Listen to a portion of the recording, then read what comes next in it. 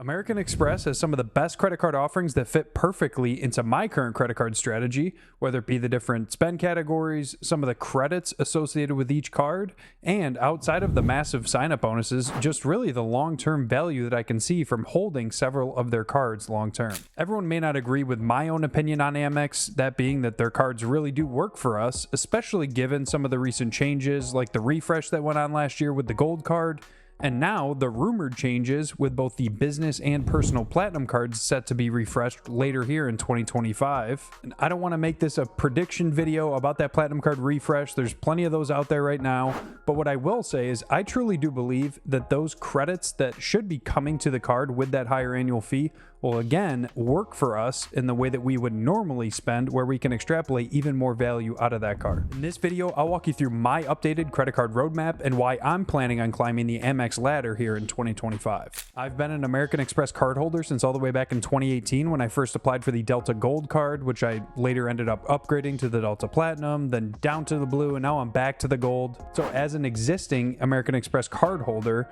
going out and applying for additional Amex cards, whether it be the ones that I've already applied for or plan on doing so for the rest of this year, I will not get hit with any more hard inquiries on my credit report, which is one of, in my opinion, the best parts about American Express as a lender. I've applied for several cards from multiple different lenders over these last 9 months, but I first started to climb this ladder when I first added the Blue Business Plus in March of this year, and then recently I applied for the Amex Green in June, where I was eligible for the sign-up bonus of 40,000 points after 3,000 and spent in the first 6 months. The reason that I started here and I'm sort of working my way up this ladder towards the Platinum card is due to the family language that Amex has on their charge cards, like the Green, Gold, and Platinum card. The language states that if you currently hold, say, the Platinum card, then you would not be eligible to receive welcome offers on both the Gold and the Green card if you were to apply for those. So they're really pushing you towards the exact strategy that I'm following, which is really to climb the ladder to be able to earn the most amount of membership rewards points along the way by hitting these different sign-up bonuses. So if I go to my fiance's Amex account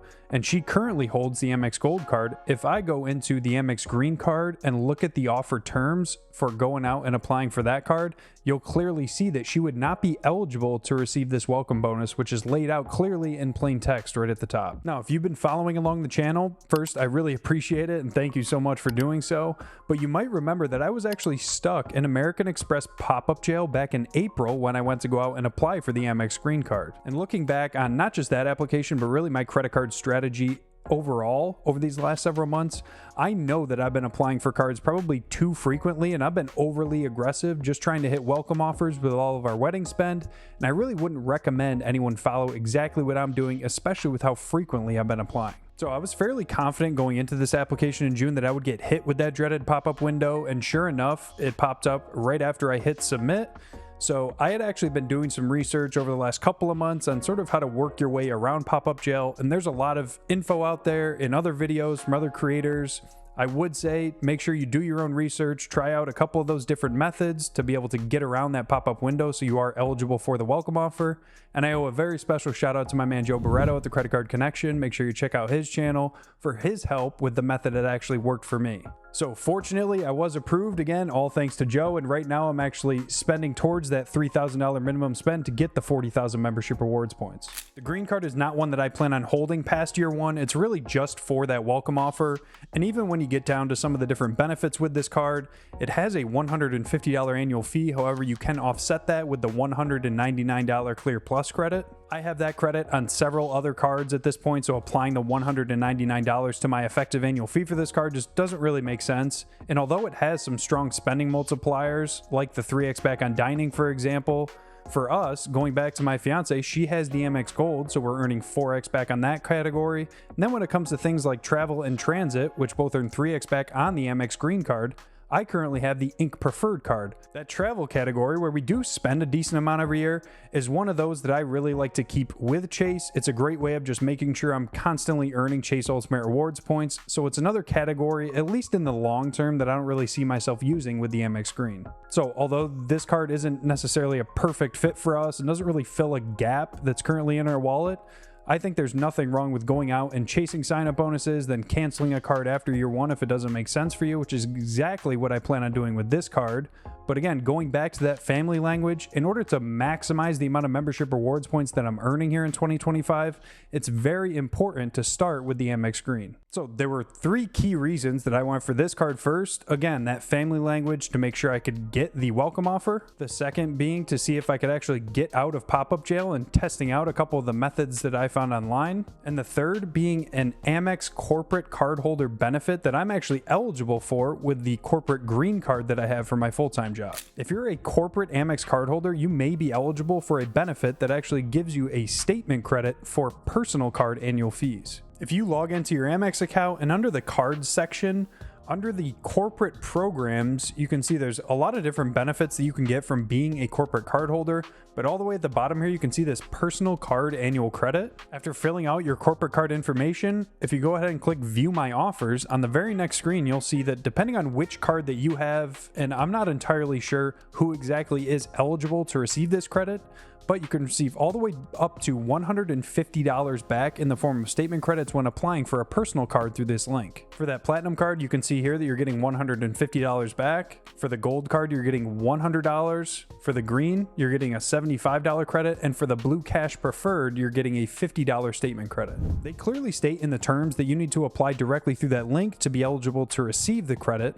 However, from my own research with some different data points online, like this thread that I found on Reddit, people were talking about how they actually got that credit applied despite the fact that they didn't apply for whatever personal card directly through that corporate card link. Like this user right here states, who has a name that I don't really want to repeat, I got the discount after having the card already. I would take the higher offer and then call. They apply the discount directly to your existing account. So knowing this, I really wanted to test this out for myself. Now, it's not really applicable to the Amex Green, but in theory, you could go out and apply for, say, the Amex Platinum card for whatever elevated sign-up bonuses out there. Sometimes it's all the way up to 175,000 membership rewards points.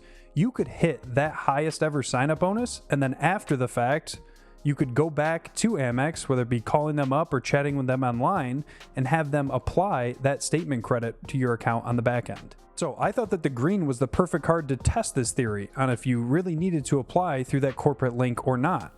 My thinking was that worst case, they can't apply the credit. The card's going to cost me the full $150. Then I'll just cancel after year one.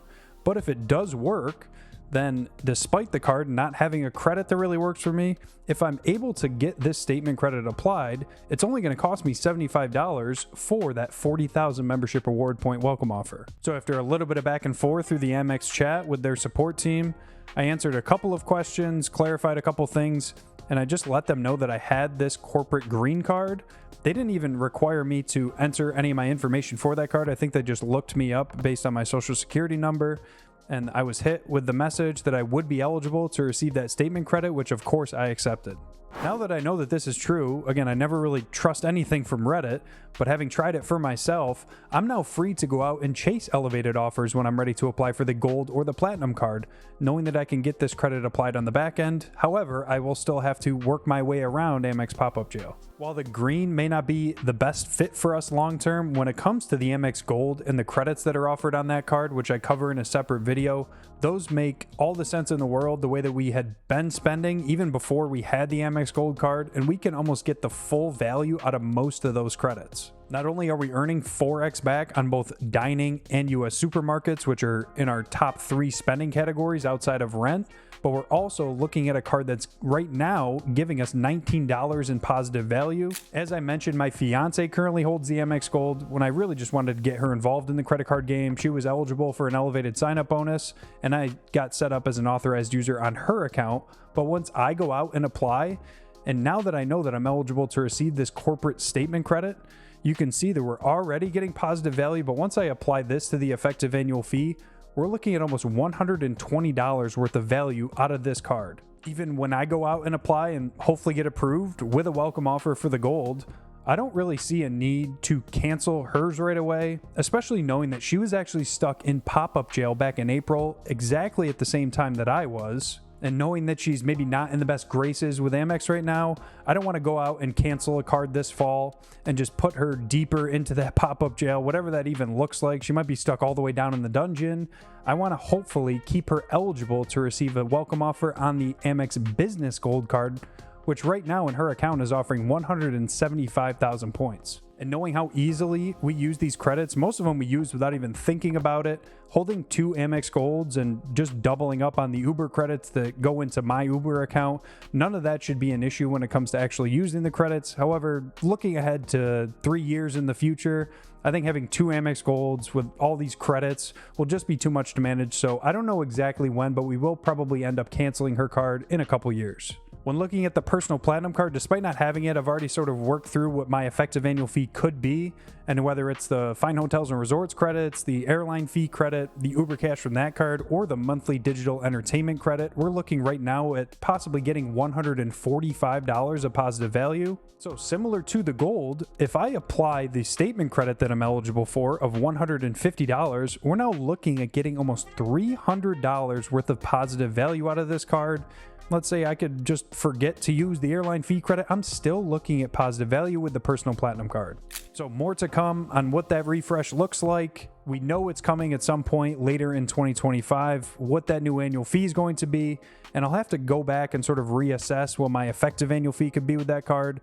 But I'm fairly confident that with this corporate statement credit, the card will still make sense for us.